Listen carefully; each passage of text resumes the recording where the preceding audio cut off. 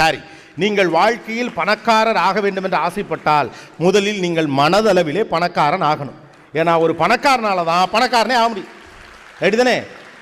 ஒரு பணக்காரனுக்கு என்ன செய்ய வேண்டும் என்பது குறித்து வாழ்க்கையில் தெளிவாக தெரியும். பணக்காரன் ஒரே ஒரு விஷயத்தில் ரொம்ப தெளிவாக இருப்பான். நான் சொல்கிறது பணக்காரனா வெறும் காசு பணம் வச்சிருக்கவனை மட்டும் நீங்கள் பணக்காரன் நினச்சிடக்கூடாது.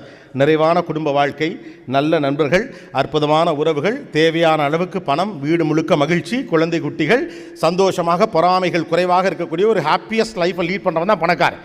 எல்லாம் சேர்ந்து தான். வெறும் பேங்க் பேலன்ஸ் இல்லை பணக்காரன்.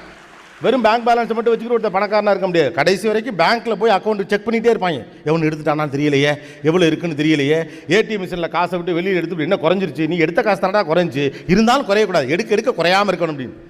So if you want to be rich, the point number 1, you need to be rich at your heart. மனதளவில் எவன் பணக்காரனோ அவனுக்கு தான் வாழ்க்கையிலே பணக்காரன் ஆக முடியும். மனதளவில் ஏழ்மையாக இருக்கக்கூடிய ஒருவரால் கடைசி வரைக்கும் பணக்காரன் ஆகவே முடியாது என்பதுதான்